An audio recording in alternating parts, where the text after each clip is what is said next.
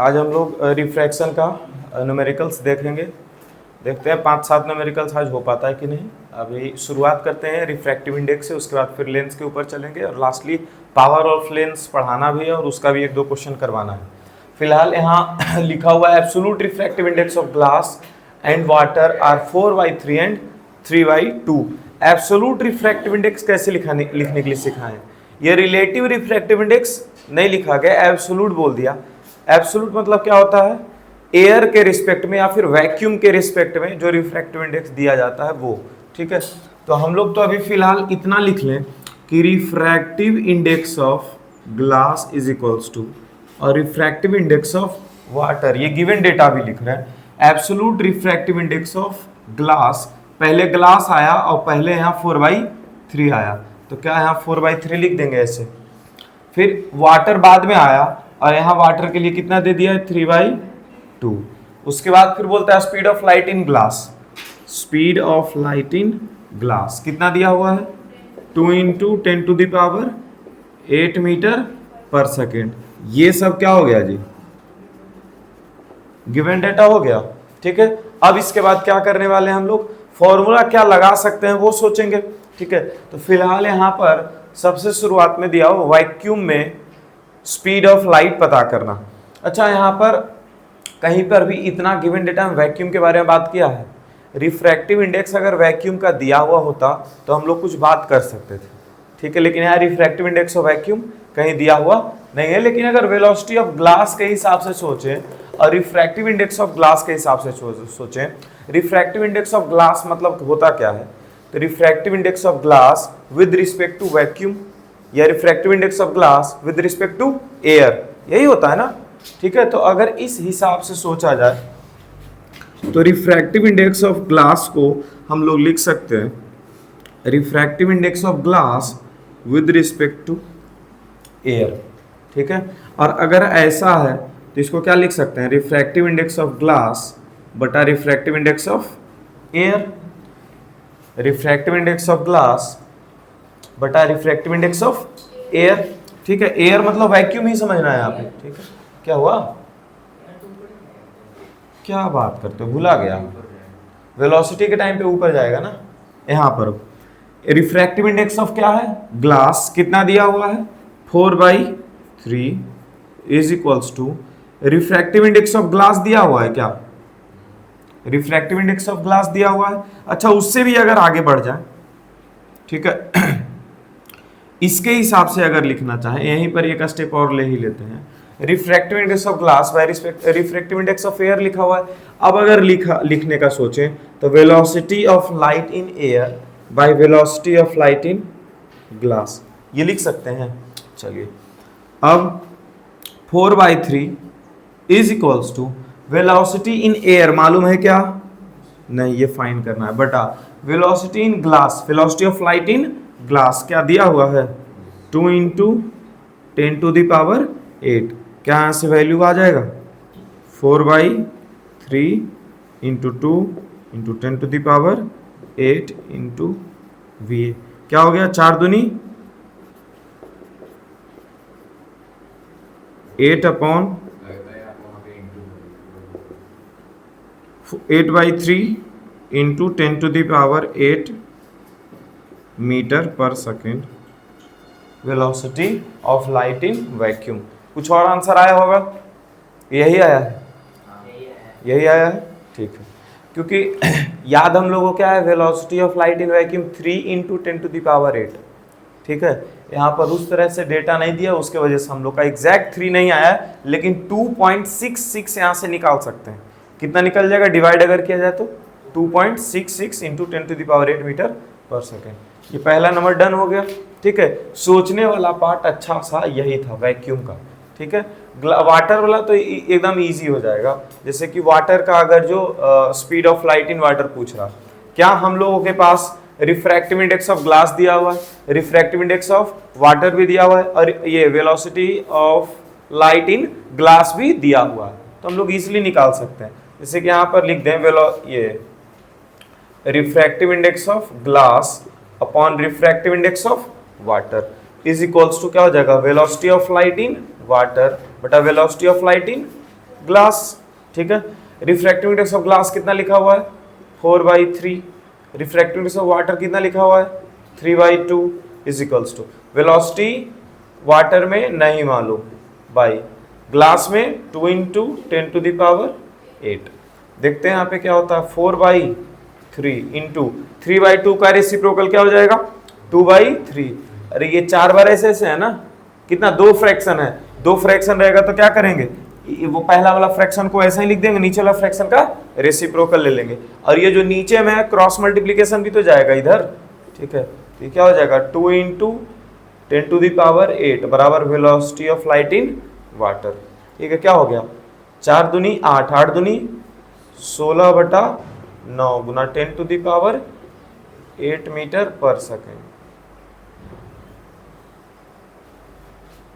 ठीक है done. Velocity of light in water आया है, हाँ नहीं वेलोसिटी जब आता है तो किसी के रिस्पेक्ट में नहीं आता है। अगर एयर लगा करके सोचना चाह रहे हो तो एयर से भी निकाल सकते हैं। जैसे कि ये एयर का जो यहाँ पे आया है वेलोसिटी, ठीक है, ये वाला एयर का वेलोसिटी अगर यहाँ पे डाल दें, ठीक है। रिफ्रैक्टिव इंडेक्स ऑफ वाटर नीचे, रिफ्रैक्टिव इंडेक्स ऑफ एयर ऊपर लिखते हैं। रिफ्रैक्टिव इंडेक्स ऑफ एयर क्या हो जाएगा 1 और यहाँ पे जहाँ पे तुम ग्लास लिखो यहाँ पे वेलोसिटी ये वाला यूज कर दोगे तो फिर से वेलोसिटी इन वाटर वही आ जाएगा, ठीक है। चलो नोट करो,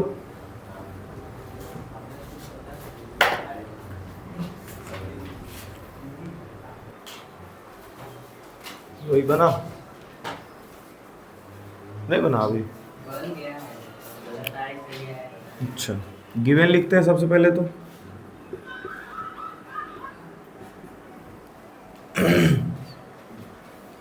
refractive index of medium V with respect to medium Y, मतलब V with respect to Y पहले तो लिखने के लिए आना चाहिए ऐसे, ठीक है।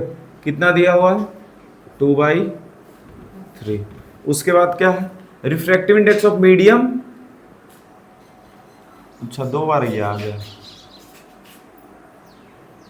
Of medium Y with respect to medium Z, medium Y with respect to medium Z is equals to medium Y, तो पहले Y को लिखे विद रिस्पेक्ट टू Z, तो Z को बाद में लिखा। अच्छा ये भी याद रखना है कि जहां से आ रहा है उसको लिखते हैं विद रिस्पेक्ट टू, मतलब उसके हिसाब से हम लोग देते हैं, और जहां जा रहा होता है उसको पहले लिखते हैं। जैसे कि ये कहाँ गया होगा तो मीडियम Y में, और आ कहाँ से रहा होगा तो मीडियम Z से, है ना। इसीलिए मीडियम Y का refractive index with respect to जहां से आ रहा था, ये चीज याद रखना है, ठीक है। With respect to medium Z is equals to कितना हो गया 4/3। Find the refractive index of medium Z, मतलब क्या फाइंड करना है मीडियम Z का refractive index with respect to medium V, ये फाइंड कर रहा है हम लोगों ने, ठीक है। और क्या है मीडियम Z विद रिस्पेक्ट, ठीक है। स्पीड ऑफ लाइट दिया हुआ है, कितना दिया speed of light in vacuum, vacuum मतलब क्या है C, एयर दिया हुआ है, चलो एयर दिया हुआ है, तो speed of light, speed of light in air is equals to कितना है 3 × 10⁸। अब पता नहीं वैक्यूम कोई भी लिख दिया है, वो भी देखना पड़ेगा, वो क्वेश्चन बनाएंगे, नहीं बनेगा तो वैक्यूम को भी समझ करके बनाना पड़ेगा, ठीक है। हो सकता है मीडियम V मतलब वैक्यूम ही हो, ठीक है। और Y और Z इधर अलग से दिया हुआ है, देखते हैं क्या होता है। अच्छा हमको refractive index of Z with respect to V निकालना है, तो हम लोग के पास क्या होना चाहिए Z with respect to V, मतलब रिफ्रैक्टिव इंडेक्स ऑफ Z बटा रिफ्रैक्टिव इंडेक्स ऑफ V। तो V का तो रिफ्रैक्टिव इंडेक्स चलो कहीं ना कहीं से मिल जाएगा, Z का रिफ्रैक्टिव इंडेक्स ऐसे तो नहीं मिल रहा, ठीक है। यहाँ से सोचते हैं, ठीक है। ये रिफ्रैक्टिव इंडेक्स ऑफ V बटा रिफ्रैक्टिव इंडेक्स ऑफ Y, इसको लिख सकते हैं रिफ्रैक्टिव इंडेक्स ऑफ V बटा रिफ्रैक्टिव इंडेक्स ऑफ Y। अच्छा इसको क्या लिख सकते हैं रिफ्रैक्टिव इंडेक्स ऑफ Y बटा रिफ्रैक्टिव इंडेक्स ऑफ Z लिख सकते हैं। अच्छा, दोनों का अगर जो हम गुना कर दें तो ये y से y कट सकता है, बोलो। तो यहाँ से रिफ्रैक्टिव इंडेक्स ऑफ z और रिफ्रैक्टिव इंडेक्स ऑफ क्या बच जाएगा, v। अच्छा, रिफ्रैक्टिव इंडेक्स ऑफ v क्या है ये मालूम नहीं है, अभी वैक्यूम ही होना पड़ेगा तभी यहाँ से निकल पाएगा। ठीक है, तो v जो मीडियम लिखा हुआ है उसको हम लोग वैक्यूम ही समझेंगे। ठीक है, तो यहाँ पर जो एयर था उसको हम लोग फिर से v लिख देते हैं, मीडियम v हो गया वो। ठीक है, तो काट दिए दोनों को, तो हम लोग के पास NV/NZ आया ना। हाँ NV/NZ आया। वो एक निकालना था उसको, मतलब उसका उल्टा रेसिप्रोकल। अच्छा हाँ, ये NZY भी आ रहा है तो वहाँ निकल जाएगा डायरेक्टली।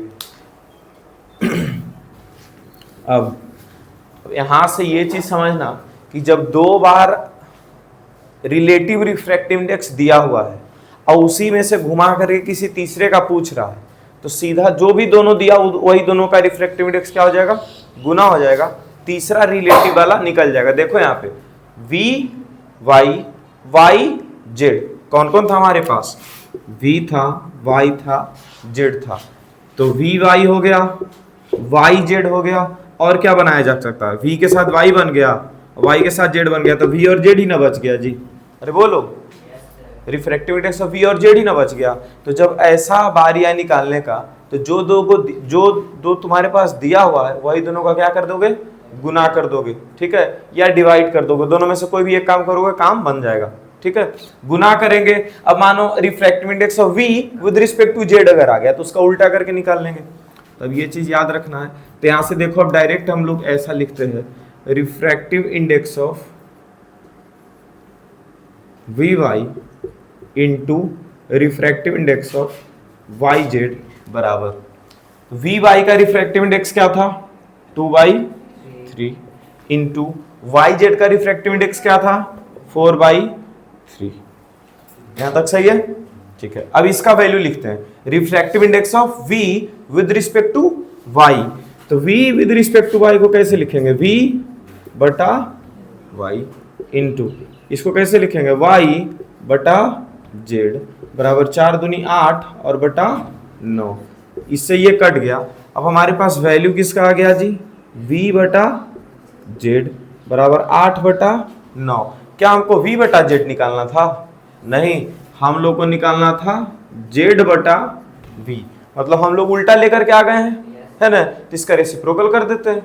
तो बोलो, तो रेसिप्रोकल अगर करेंगे तो क्या हो जाएगा, NZ और अपॉन NV। 8 बटा 9 को क्या लिख देंगे, 9 बटा 8। यही चीज को हम लोग क्या बोलेंगे, refractive index of Z with respect to V is equals to 9/8। Vacuum का ही लगता है। हाँ, वैक्यूम का ही दिया हुआ होगा। अगर refractive index of V with respect to Y दिया है, मतलब यहाँ पहले नंबर, हाँ, अगर उसका हम वेलोसिटी से निकालें तो ये उल्टा होगा, मतलब कि वेलोसिटी ऑफ Y, अगर इसका जो दिया इस साइड वाला, ये दोनों दिया हुआ है 2/3, वेलोसिटी ऑफ ये दिया हुआ है, ये निकल जाएगा। हाँ, ठीक है, तो ऐसे भी तो आ जाएगा। अब यहाँ पर आते हैं। तो डायरेक्ट क्वेश्चन में स्पीड ऑफ मीडियम बाय पूछा, अरे ये भी पूछ रहा था, find the refractive index of medium Z। ठीक है, उसके लिए ये करना पड़ा। एक क्वेश्चन यहाँ पे डन हुआ। ठीक है, अच्छा एक चीज और यहाँ पे समझ लो, हेलो, एक चीज यहाँ से और समझ लो कि जैसे कि ये वाला जो पार्ट आया था इसका क्या मतलब था, इस वाले पार्ट का क्या मतलब था, इस वाले पार्ट का मतलब था NVZ, refractive index of medium V with respect to Z। कितना वैल्यू आ गया था, 8 बटा 9। लेकिन हमको V रिस्पेक्ट टू Z नहीं निकालना था, हम लोग को क्या निकालना था, Z रिस्पेक्ट टू V, मतलब उल्टा निकालना था। तो रेसिप्रोकल करके डायरेक्ट भी लिख सकते हैं, ZV बराबर 9/8, ऐसे करके भी लिख सकते हैं। ठीक है, आगे एक क्वेश्चन वैसे हम दिए हैं इसी चीज को समझने के लिए। ठीक है, फिलहाल यहाँ पे ऐसे हम लोग कर लिए। तो क्या निकालना था वो हम पहले उस पर क्वेश्चन मार्क लगा दिए, तभी हमको आइडिया लगा कि हाँ ये निकल करके आना चाहिए। ठीक है, तब बन पाया। ठीक है, और ये भी यहाँ से हम लोग को और क्या चाहिए होगा, तो NZ और बटा NV चाहिए होगा। ठीक है, हाँ ध्यान रखना ये चीज, N जो है थोड़ा बड़ा लिखते हैं, Z इसके नीचे छोटा लिखते हैं, N थोड़ा बड़ा लिखते हैं, V इसके नीचे छोटा लिखते हैं। तो NZ बटा NV चाहिए था, वो आ गया। तो पहला नंबर क्वेश्चन तो हो गया, refractive index of medium z with respect to medium v. Speed of light in vacuum दिया, calculate the speed of light in medium y, मतलब speed of light in medium y पूछा जा रहा है, speed of light in medium y. यहां पे आते हैं, v speed of light in v अगर मालूम हो जाएगा तो y आराम से निकल सकता है, और v मतलब वैक्यूम ही है, वैक्यूम v से वैक्यूम v दिया हुआ है यहाँ पे, क्लियर है, ठीक है। तो यहाँ पे ये चीज अब लिखेंगे कि refractive index of v with respect to y कितना दिया हुआ है 2/3, इसको क्या लिख देंगे, रिफ्रैक्टिव इंडेक्स ऑफ v बटा refractive index of y is equals to 2/3। अब रिफ्रैक्टिव इंडेक्स ऑफ v अगर ऊपर है तो velocity of light in vacuum नीचे आ जाएगा, और रिफ्रैक्टिव इंडेक्स ऑफ y अगर नीचे है तो velocity of light in y ऊपर चला जाएगा, बराबर क्या आ गया 2/3। ये velocity of light in y तो पूछ रहा है, velocity of light in vacuum दिया हुआ हमारे पास, कितना दिया हुआ है 3 × 10⁸ इज इक्वल्स टू 2/3। ये देखो इक्वल्स टू के पहले और इक्वल्स टू के बाद एक एक फ्रैक्शन, मल्टीप्लाई में पूरा वैल्यू, तो हम लोग नीचे का वैल्यू 3 और यहाँ नीचे का वैल्यू 3 से कट लगा सकते हैं, नहीं तो क्रॉस मल्टीप्लाई करके कट लगाओगे, ठीक है, ये क्रॉस मल्टीप्लाई हो जाएगा। Velocity of light in medium y is equals to क्या हो जाएगा 2 × 10⁸ मीटर पर, क्लियर है यहां तक, चलो नोट करो।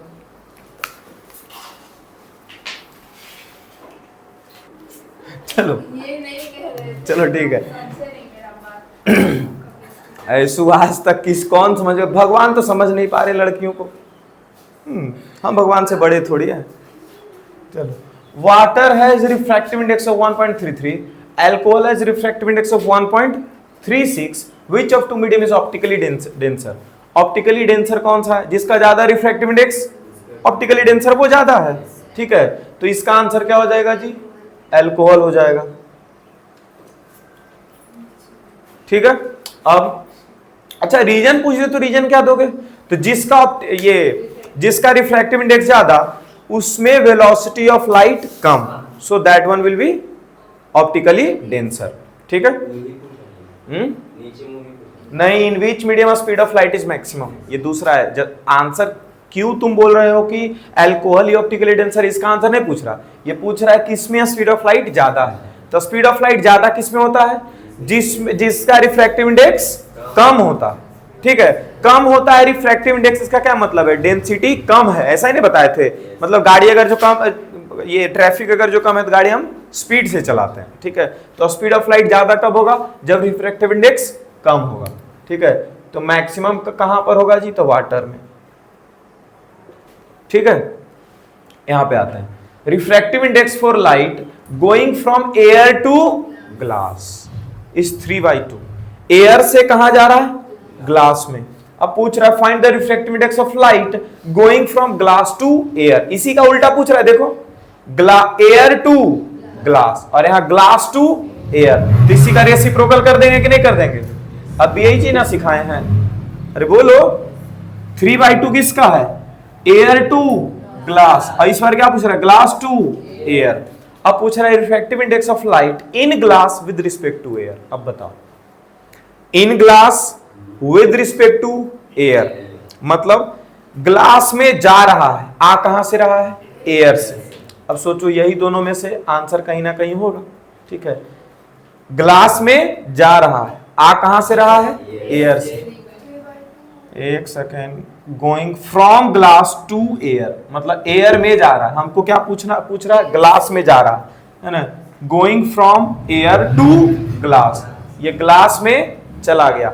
इसी चीज को हम लोग देखो कैसे लिख सकते हैं, refractive index of glass with respect to air, इसी चीज को नहीं लिख सकते हैं, फिर से समझते हैं। Refractive index of light going from air to glass, air से कहां जा रहा है, ग्लास में, मतलब कि ग्लास का रिफ्रैक्टिव इंडेक्स होगा विद रिस्पेक्ट टू एयर, ठीक है। ग्लास का refractive index with respect to air किधर है, glass with respect to air कितना हो जाएगा, NGA बराबर क्या हो जाएगा जी, 3/2। यहाँ पे refractive index of light in air with respect to glass, air का refractive index with respect to glass, मतलब air with respect to glass, इसका रेसिप्रोकल। ठीक है, चलिए अब यहाँ पे ठीक ठाक क्वेश्चन यहाँ पे आ चुका है, बनाओ इसको। बन चुका है कि नहीं? बनाओ। इसमें क्या क्या लिखा हुआ है? Image of a candle flame placed at a distance of 40 centimetre from A spherical mirror is formed on a screen placed on the other side of the lens at a distance of 40 cm from the lens। इसमें image distance और object distance दोनों दे दिया हमको लगता है। ठीक है, image of candle flame placed at a distance of 40 centimetre from A spherical lens. Spherical lens से इस कैंडल फ्लेम को कितना दूर रखा गया है? 40 सेंटीमीटर। यू तो हमेशा निगेटिव होता है, Yes. बोलो तो यू बराबर क्या हो जाएगा? -40। सबसे पहला चीज तो यही है। उसके बाद क्या बोलता है? Other side of the lens at a distance of 40 centimetre from the lens, मतलब कि इसी ऑब्जेक्ट का इमेज जो है लेंस के अदर साइड पे बना है। तो v कितना हो गया जी? अदर साइड पे बना, मतलब जाहिर सी बात है कि प्लस साइन चला जाएगा, है ना? उल्टा साइड पे कितना सेंटीमीटर फिर से बोल रहा है? 40। अब ये तो क्लियर हो गया कि लेंस अगर जो ये है, ठीक है, यहाँ क्या है? लेंस अभी नहीं मालूम है ना हम लोग को कि कॉनकेव है कॉन्वेक्स है, इसलिए हम बस ऐसे बना दिए। ठीक है, यहाँ से अगर 40 सेंटीमीटर दूर इधर कोई ऑब्जेक्ट है और इसका 40 सेंटीमीटर दूर इधर कोई इमेज बनता हो, ये कौन सा लेंस में पॉसिबल है? कॉन्वेक्स लेंस में, क्योंकि कॉनकेव लेंस में इमेज और ऑब्जेक्ट दोनों एक ही साइड पे होता है। याद है? ऑब्जेक्ट और इमेज दोनों एक ही साइड पे होता है। अच्छा, और चीज इससे ये भी जान सकते हैं कि ये वाला जो पार्ट होगा वो 2f होगा और ये वाला भी पार्ट होगा 2f होगा। याद है कि नहीं ऐसा? ठीक है, जितना सेंटर ऑफ कर्वेचर से हम लोग इस चीज को याद कर सकते हैं कि किसी ऑब्जेक्ट को सेंटर ऑफ कर्वेचर पे अगर रखते हैं, ठीक है, तो सेंटर ऑफ कर्वेचर पे ही इमेज बना करके देता है। लेकिन लेंस में एक अगर जो इधर साइड अगर 2f पे रखे हैं, इधर साइड भी 2f पे ही ऑब्जेक्ट का इमेज बनेगा। तो ये अपना कौन सा लेंस हो गया? कॉन्वेक्स लेंस हो गया। ये पूछ रहा था identify the type of lens and right it's focal length, और इसका फोकल लेंथ पूछा जा रहा है। तो यहाँ क्या हम लोग ऐसे बोल सकते हैं कि 2f का वैल्यू हो गया 40, तो f का वैल्यू क्या हो जाएगा? 40/2। तो फोकल लेंथ कितना हो गया? फोकल लेंथ हो गया 20 सेंटीमीटर। क्लियर है? अच्छा, लेंस कौन सा हो गया? Convex lens. इतना बड़ा क्वेश्चन था और आंसर देखो कितना छोटा आ रहा है। What will be the nature of image formed if the candle flame is shifted 25 centimeter towards the lens? अगर 25 सेंटीमीटर लेंस की ओर बढ़ा दिया जाए इस कैंडल फ्लेम को, तो फिर क्या होगा? तो यहां पर लेंस है, ये कितना था जी? 40। ठीक है, यहां से किधर लेंस की ओर बढ़ाया जा रहा है? किधर बढ़ाया जा रहा है? लेंस की ओर। मतलब क्या ऑब्जेक्ट डिस्टेंस को कुछ छेड़छाड़ किया जा रहा है? ठीक है, ऑब्जेक्ट डिस्टेंस पहले से कितना था? -40, और इसको कितना किया जा रहा है इधर? 25 सेंटीमीटर। 25 सेंटीमीटर किधर? राइट साइड की ओर जा रहा है। किसी भी चीज को राइट साइड की ओर लेकर के जाना मतलब प्लस डायरेक्शन में लेकर के जाना। राइट साइड में लेकर के जाना मतलब प्लस डायरेक्शन में। देखो इधर राइट साइड जा रहा है, अरे बोलो ना, तो राइट साइड जाना मतलब प्लस डायरेक्शन में। और अगर लेफ्ट साइड लेकर के कभी जाएगा, अगर कहीं लिख देता कि 10 सेंटीमीटर इस ऑब्जेक्ट को लेंस से अवे लेकर के गया है, तो 40 में -40 में -10 करते। और ये अगर जो बोल रहा है 25 सेंटीमीटर टुवर्ड्स द लेंस लेकर के जा रहा है, या राइट साइड लेकर के जा रहा है, तो यहां पर क्या यूज करेंगे हम लोग? प्लस का साइन, +25। याद रहेगा ये चीज। जब भी अवे लेकर के जाएंगे हम लोग तो माइनस का इस्तेमाल करेंगे, और लेंस के टुवर्ड्स लेकर के जाएंगे तो प्लस का इस्तेमाल करेंगे। क्लियर है? बोलो, ये कितना आ जाएगा? -15। f का वैल्यू मालूम है? लेंस के पास ऑब्जेक्ट को इधर उधर करने से फोकल लेंथ तो नहीं बदलेगा। फोकल लेंथ पहले से निकल करके रखा हुआ है। कितना है फोकल लेंथ? 20, +20 या -20। तो कॉन्वेक्स लेंस का जो फोकल लेंथ होता है वो राइट साइड में होता है। बोलो, नहीं याद है तो एक पैरेलल लाइन यहां से लाओ और ये ऐसे कर करके आ जाता है। तो फोकल लेंथ क्या इसका हो गया? पॉजिटिव, राइट साइड की ओर। तो फोकल लेंथ हो गया +20। u और f अगर मालूम होगा, ठीक है, तो ये बता सकते हैं नेचर ऑफ इमेज। बता सकते हैं कि नहीं बता सकते हैं? u और f मालूम है तो क्या यहां से हम लोग लेंस फॉर्मूला लगा देंगे? लेंस फॉर्मूला क्या होता है? 1/√2 f is equals to 1 by v minus 1 by u, 1 by f बोले तो 20, 1 बाई v मालूम नहीं, माइनस 1 बाई u मतलब माइनस 15, ये minus into minus plus, plus वाला पार्ट इधर आएगा तो माइनस हो जाएगा, बराबर 1 बाई v। 20 और 15 का एलसीएम 30 कि 60 हो गया, 60 हो गया, 20 दिया 60, 15 चौके 60 बराबर 1 बाई v। 30 में से 4 गया माइनस से 1/60 बराबर 1 बाई v। v का वैल्यू क्या हो गया माइनस 60। अच्छा v माइनस में आ रहा है, इसका क्या मतलब है कि u भी माइनस में था और v भी माइनस में, इसका मतलब सेम साइड इमेज बन गया, इमेज सेम साइड। और लेंस में अगर इमेज सेम साइड बनता है तो हम लोग क्या बोलते हैं नेचर इसका, वर्चुअल एंड इरेक्ट। तो इमेज क्या हो गया, इमेज हो गया वर्चुअल एंड इरेक्ट। जानते हो ये अगर जो हम लोग थिंक मतलब सोच करके भी करते ना तो डायरेक्ट बन सकता था वर्चुअल एंड, इसका नेचर बता सकते थे कैसे। अब ये देखो क्या यहाँ पे 42f था, ये 20 हो जाएगा क्या फोकल लेंथ इधर का, ये भी क्या हो जाता 20 और ये इधर 40, ये 25 सेंटीमीटर इधर बढ़ाया गया है, 40 से 25 सेंटीमीटर इधर, मतलब क्या हो गया -15, मतलब -15 मतलब ऑब्जेक्ट को कहीं यहाँ पे रखा गया है, मतलब ऑप्टिकल सेंटर से लेकर के F1 के बीच में, ऑप्टिकल सेंटर से F1 के बीच में। और अगर रे डायग्राम का पूरा वो चार्ट याद है तो ऑप्टिकल सेंटर और F1 के बीच में अगर किसी ऑब्जेक्ट को रखा जाता है तो वो सेम साइड इमेज बना करके दे देता है, तो वो वर्चुअल एंड इरेक्ट होता है। ठीक है, और नेचर के बारे में क्या बोल सकते हैं, ये डिमिनिश्ड होगा कि मैग्नीफाइड होगा, मैग्नीफाइड होगा, ये भी बता सकते हैं। यहाँ पे मैग्निफिकेशन निकाल के भी बता सकते हैं, नहीं तो फिर यहाँ दिख रहा है ठीक है कि ज्यादा इधर बन रहा है तो मैग्नीफाइड होगा। क्लियर है, चलिए और भी क्वेश्चन होगा इसमें। छुट्टी से अरे छुट्टी पहले क्वेश्चन तो कर लो, छुट्टी छुट्टी कर रही है। मैग्निफिकेशन ऑफ लेंस दिया -1, अब सोचो मैग्निफिकेशन -1 कब होता है।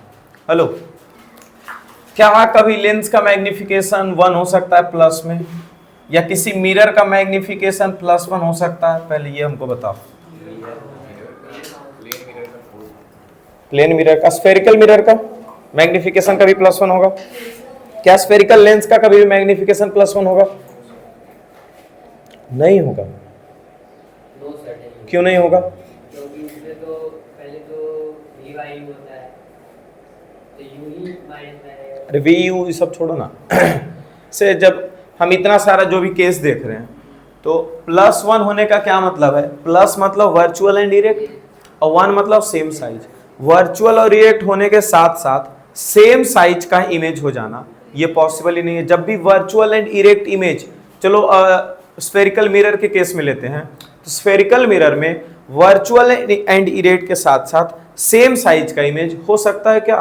Virtual and erect 3 bar image बनता है, 3 बार, एक बार कॉनकेव मिरर में और 2 बार कॉन्वेक्स मिरर में। कॉन्वेक्स मिरर में दोनों बार डिमिनिश्ड इमेज बनता है, मतलब 1 से वैल्यू छोटा होना चाहिए था, ठीक है। और कॉनकेव मिरर में जो एक बार बनता है, ठीक है, वो कब रखते हैं हम लोग? पोल और फोकस के बीच में, ठीक है। तो उसका इमेज जो मैग्नीफाइड बनता है वो भी सेम साइज का नहीं हो सकता। +1 कभी भी नहीं होगा मैग्निफिकेशन, तो जब भी हम +1 लिखा हुआ मतलब वो गलत लिखा हुआ, याद रहेगा। उसी तरह से लेंस में आते हैं, मैग्निफिकेशन क्या +1 लेंस का हो सकता है। अब लेंस में भी, कॉन्वेक्स लेंस में total 1 bar virtual and erect होता है, ठीक है, और 5 बार रियल एंड इन्वर्टेड। 5 बार जो रियल एंड इन्वर्टेड इमेज बन रहा है उसमें मैग्निफिकेशन -1 है कि +1, इसके बारे में तुम लोग बात भी नहीं किए, नहीं ना बात किए हैं, ठीक है। अच्छा, जब भी रियल एंड इन्वर्टेड इमेज बनेगा तो जाहिर सी बात है कि ऑब्जेक्ट का जो इमेज जो होगा वो प्रिंसिपल एक्सिस के नीचे होगा, इसका मतलब मैग्निफिकेशन तो निगेटिव होना तय है, रियल एंड इन्वर्टेड होगा तो। अच्छा, तो वर्चुअल एंड इरेक्ट कितना बार बन रहा है? कॉन्वेक्स में 1 बार, लेकिन वो भी मैग्नीफाइड इमेज बना रहा है। मैग्नीफाइड इसका क्या मतलब? 1 से ज्यादा वैल्यू होना चाहिए, तो कॉन्वेक्स मिरर हो गया कैंसिल। चलते हैं कॉनकेव मिरर में। कॉनकेव मिरर में सेम साइज का इमेज बनता नहीं है, डिमिनिश्ड इमेज बनता है, तो फिर से मैग्निफिकेशन 1 हो नहीं सकता, हो गया खत्म। तो मैग्निफिकेशन +1 ना ही कॉन्वेक्स मिरर में और ना ही कॉनकेव मिरर में, ठीक है। क्या -1 मैग्निफिकेशन हो सकता है? -1 मैग्निफिकेशन हो सकता है। और जब जब -1 मैग्निफिकेशन हुआ है तो अगर कॉनकेव मिरर में -1 का मैग्निफिकेशन हो रहा है, इसका यह मतलब है कि ऑब्जेक्ट को सेंटर ऑफ कर्वेचर पे रखा गया है और इमेज भी सेंटर ऑफ कर्वेचर पे बनेगा। इतना तो थोड़ा बहुत दिमाग में ला सकते हैं। अरे -1 मैग्निफिकेशन का मतलब माइनस मतलब रियल एंड इन्वर्टेड, 1 मतलब सेम साइज का ऑब्जेक्ट एंड इमेज। तो सेम साइज का ऑब्जेक्ट और इमेज कब बनता है? जब सेंटर ऑफ कर्वेचर पे रखा जाता है। फिलहाल ये क्वेश्चन क्या है? लेंस का। लेंस में सेम साइज का इमेज कौन सा लेंस में बना सकता है? तो कॉन्वेक्स मिरर में, कॉन्वेक्स लेंस में। ठीक है, कॉन्वेक्स लेंस में कहां पर बनेगा? तो 2f पे बनेगा। अरे c के जगह, सेंटर ऑफ कर्वेचर के जगह हम लोग क्या इस्तेमाल करते हैं? इसमें 2f इस्तेमाल करते हैं। ठीक है, तो 2f पे बनेगा। तो 2f का वैल्यू कितना दिया हुआ है? देखो तो, distance between object and image is 60 centimetre. Object और इमेज के बीच का डिस्टेंस कितना है? 60 सेंटीमीटर। ये कुछ रुको, अभी एग्जैक्टली अभी नहीं आए हैं। जैसे इतना तो मालूम हो गया कि ये कौन सा लेंस है? कॉन्वेक्स लेंस है। चलो यहां पर क्या होगा? ऑप्टिकल सेंटर, यहां पे f2 और यहां पे क्या हो जाएगा? 2f2, यहां पे f1 और यहां पे क्या हो जाएगा? 2f1। मैग्निफिकेशन -1 होने का क्या मतलब है? मैग्निफिकेशन -1 का मतलब है कि ऑब्जेक्ट को रखा गया होगा 2f1 पे और इमेज बना होगा 2f2 पे। इमेज कहां बना होगा? 2f2 पे। ठीक है, अब ऑब्जेक्ट से लेकर के इमेज का डिस्टेंस दिया हुआ है, यहां से लेकर के यहां तक का डिस्टेंस कितना दिया हुआ है? 60। इसको x, इसको x, इसको x, इसको x, सब बराबर बराबर होता है ना? ये सब बराबर बराबर होता है। तो क्या 4x का वैल्यू 60 आ चुका है? तो क्या x का वैल्यू 60/4 हो जाएगा? x का वैल्यू कितना आ गया? 50। ये समझ में आया सबको क्या किए यहाँ पे? समझ में आया क्या हुआ है जी? तो x का वैल्यू क्या आ गया है? 15। मतलब फोकल लेंथ O से लेकर के f1 तक का दूरी या फिर O से लेकर के f2 तक का दूरी, यही ना है फोकल लेंथ। तो फोकल लेंथ कितना हो गया? 15। अच्छा, कॉन्वेक्स मिरर का फोकल लेंथ क्या होता है? +15 कि -15? +15, राइट साइड में होता है। अच्छा, ऑब्जेक्ट डिस्टेंस अब यहां से लिख सकते हैं हम लोग। ऑब्जेक्ट डिस्टेंस क्या हो गया? लेफ्ट साइड पे ऑब्जेक्ट रखा जाता है, 15 और 15 30। ऑब्जेक्ट डिस्टेंस क्या हो गया? -30। फोकल लेंथ क्या हो गया? +15। और क्या है? फोकल लेंथ यहां से +15 तो आ गया। इमेज डिस्टेंस मतलब v कितना आ चुका है यहां से? +30। क्लियर है? इसके बाद हम लोग क्या पूछा? हम लोग से क्या पूछा? Object is moved 20 centimetre towards the lens.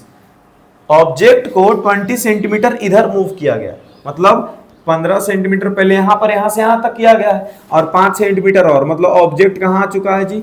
Optical centre और फोकस के बीच में। और अगर ऐसा होता है तभी ये क्वेश्चन यहां पे किए थे।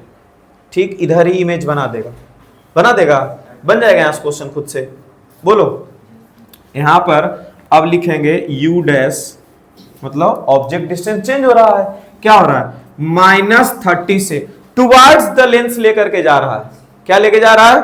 टुवर्ड्स द लेंस लेके जा रहा है। कौन? किसको? ऑब्जेक्ट को। तो जब भी टुवर्ड्स द लेंस आएगा तो क्या प्लस का साइन आएगा? चलो तो प्लस का साइन लगा देते हैं। कितना टुवर्ड्स द लेंस गया है? 20 सेंटीमीटर। तो u अब कितना आ गया है अपने पास? -10। फोकल लेंथ चेंज होगा क्या? +15 हो गया।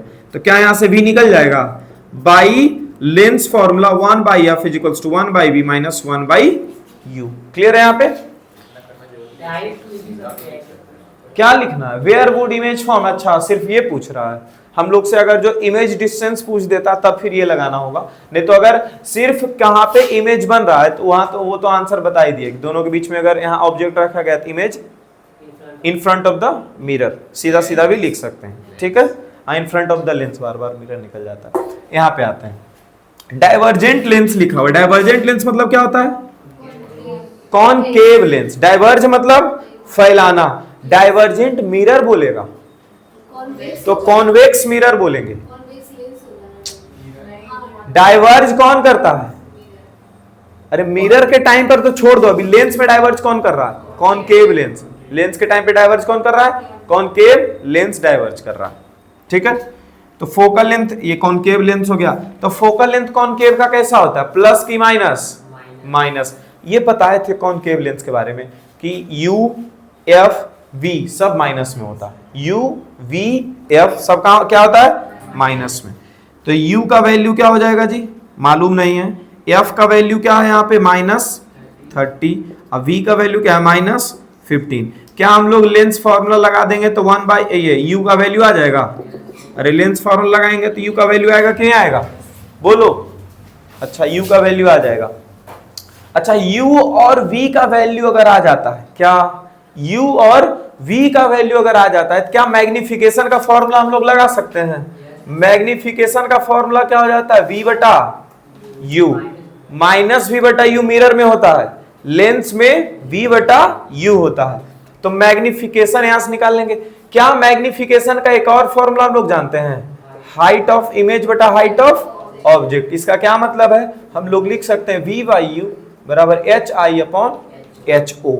ठीक है, v का वैल्यू कितना है -15, u का वैल्यू हम लोग डब्बा लगा देते हैं क्योंकि यहां से निकल जाएगा, बोलो बराबर हाइट ऑफ इमेज निकालना है और बेटा हाइट ऑफ ऑब्जेक्ट कितना है जी 5। तो क्या यहां से हाइट ऑफ इमेज भी निकल गया, क्लियर हो जाएगा।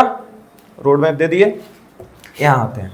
A real image is 2/3 is लिखा हुआ यहाँ पे, real image is 2/3 of the size of the object. Image बोल रहा है 2/3 किसका, ऑब्जेक्ट का, यानी कि मैग्निफिकेशन दे दिया 2/3। मैग्निफिकेशन क्या दे दिया 2/3, ऐसे समझो। रियल इमेज मतलब हाइट ऑफ इमेज इज मतलब इक्वल्स टू 2/3 मतलब 2/3 गुना साइज ऑफ ऑब्जेक्ट मतलब हाइट ऑफ ऑब्जेक्ट। अच्छा हाइट ऑफ इमेज यहाँ हाइट ऑफ ऑब्जेक्ट गुना इधर लाएंगे तो क्या हो जाएगा, हाइट ऑफ इमेज बटा हाइट ऑफ ऑब्जेक्ट कितना आ गया 2/3। इसी चीज को हम लोग क्या बोलते हैं, मैग्निफिकेशन। मैग्निफिकेशन प्लस 2/3 है। 2/3 क्या 1 से छोटा होता है, 2/3 क्या 1 से छोटा होता है, डिवाइड करोगे तो आएगा 0.66 मतलब हाँ 1 से छोटा। 1 से छोटा होना मतलब डिमिनिश्ड इमेज बनाना। अच्छा डिमिनिश्ड इमेज बना रहा है और कैसा साइन दे रहा है जी, पॉजिटिव साइन दे रहा है। डिमिनिश्ड इमेज के साथ साथ पॉजिटिव साइन कौन सा लेंस के पास होगा, कॉनकेव लेंस। कौन सा लेंस के पास होगा, concave. Convex lens diminished image जब बनाता है तो रियल एंड इन्वर्टेड बनाता है। सोचो कॉन्वेक्स लेंस यहां से जाएगा, यहां टकराएगा, ठीक है, मानो यहां पर था और यहां से जाएगा यहां टकराएगा। देखो बन रहा है नीचे, अरे नीचे बनता है जी, ठीक है। अरे प्लस और माइनस से हम लोग समझ जाएंगे ना, लेकिन एक सेकंड यहाँ प्लस या माइनस का साइन हम लोग पहले डिसाइड नहीं कर सकते। रियल इमेज बोल रहा है यहाँ पे माइनस हो जाएगा। रियल इमेज है तो क्या हो जाएगा -2/3 हो जाएगा, ठीक है। Is found by a convex lens, convex lens भी बोल दिया है, ठीक है। Convex lens when the object is at a distance of 12 centimetre. Object का डिस्टेंस कितना है जी 12 सेंटीमीटर मतलब u बराबर क्या दे दिया -12। बोलो u बराबर क्या आ गया -12। क्या मैग्निफिकेशन का हम लोग फॉर्मूला जानते हैं, v बटा u बराबर क्या क्या क्या यहाँ पे आ गया -2/3। v का वैल्यू यहां से निकल जाएगा q -12 है बराबर -2/3। v कितना आ जाएगा, ये क्रॉस मल्टीप्लिकेशन 12 दूनी 24 माइनस माइनस कट जाएगा, 12 दूनी 24/3 8 प्लस 8 आ गया। v का वैल्यू कितना आ गया +8। Find the focal length. तो u और v अगर आ गया तो क्या फोकल लेंथ निकल जाएगा यहाँ से। यहाँ से क्या कर देंगे 1/f is equals to 1/v minus 1/u। खत्म हो गया। बोलो कैसे टैकल कर रहे हैं वो देख रहे हो। मैग्निफिकेशन दे दिया, मैग्निफिकेशन लिख लिए। मैग्निफिकेशन के बाद हाइट ऑफ क्या दे दिया था, इमेज डिस्टेंस दे दिया था, ऑब्जेक्ट डिस्टेंस दे दिया था। तो ऑब्जेक्ट डिस्टेंस और मैग्निफिकेशन अगर दे दिया तो हम लोग क्या निकाल लिए, v निकाल लिए, इमेज डिस्टेंस निकालिए। इमेज डिस्टेंस ऑब्जेक्ट डिस्टेंस आ गया तो फोकल लेंथ निकाल लेंगे। समझ रहे इस बात को। दो ही तो फॉर्मूला है इसमें, लेंस वाला में कितना फॉर्मूला, 2 गो, और एक फॉर्मूला वहां पे रिफ्रैक्टिव इंडेक्स वाला। तो दोनों को तो मिक्स नहीं कर रहा है। ये भी क्वेश्चन ऐसा देखे हो नहीं, देखो दोनों को सेपरेटली। जब वहां का तो वहां के हिसाब से सोचेंगे, यहाँ आया तो 2 को फॉर्मूला यहाँ पे क्लियर हो गया यहाँ पे। अब एक आ जाता है पावर ऑफ लेंस, ठीक है, थोड़ा सा पावर ऑफ लेंस पर दे करके और खत्म करते हैं।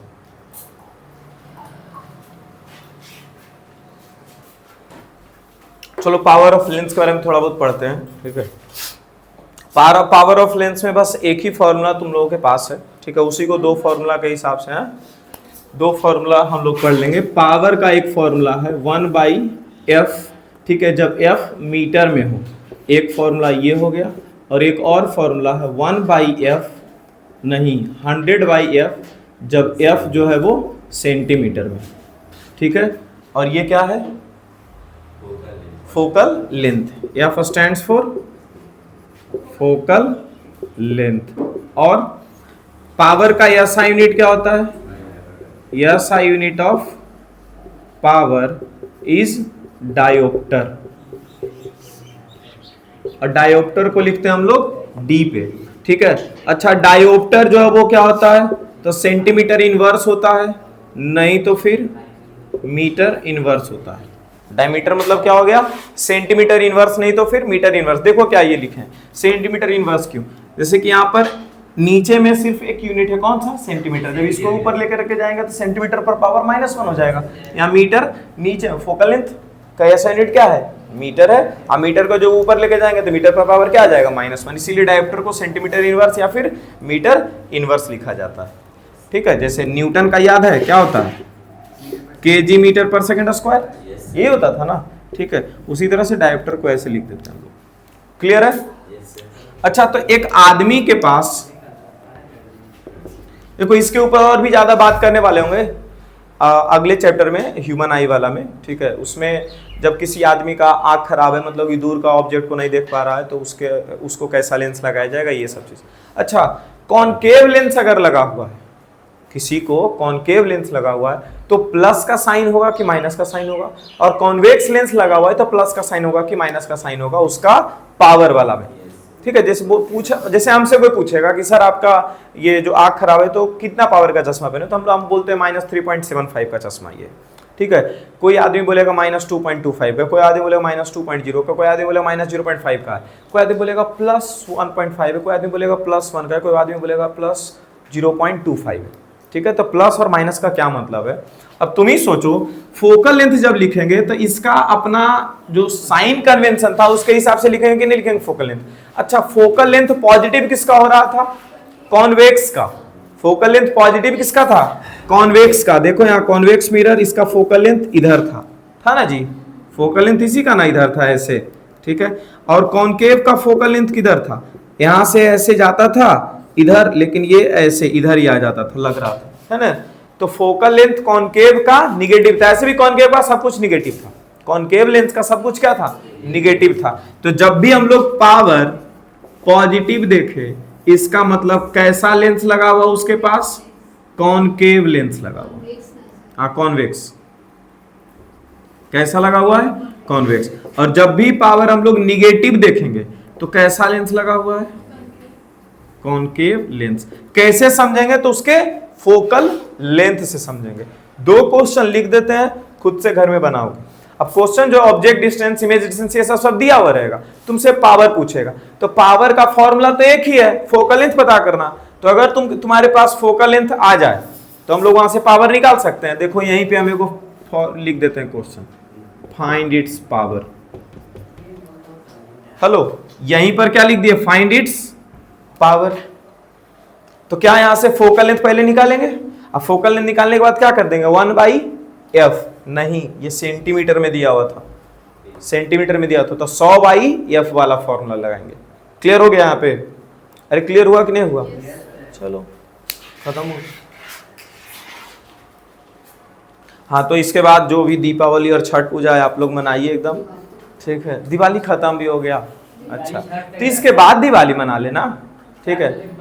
हम लोग चिल करेंगे तब तक, ठीक है। और इस बीच में कितना कितना होमवर्क बनाना था वो पहले बता दिए थे, कौन कौन सा होमवर्क था, फिर से हम रिवाइज करवा देते हैं होमवर्क का।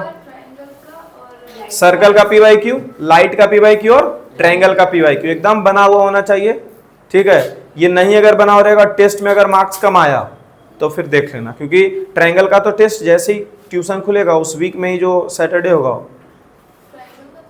ट्रायंगल का भी थेल्थ थ्योरम बस सिमिलैरिटी का नहीं हुआ ये टेस्ट। उसके बाद सर्कल का टेस्ट, सर्कल का टेस्ट के लिए एक ही दिन देंगे क्योंकि इधर बहुत दिन हो चुका है, ठीक है। तुम्हारा जो भी रिवीजन रहेगा क्वेश्चन उधर पूछ लेना, एक ही दिन टेस्ट को मिलेगा। हाँ एक चीज और, जो मेजर टेस्ट होता है ट्यूशन में, काफी दिन से नहीं हुआ, लगभग 3 महीना से ऊपर हो चुका होगा, ठीक है।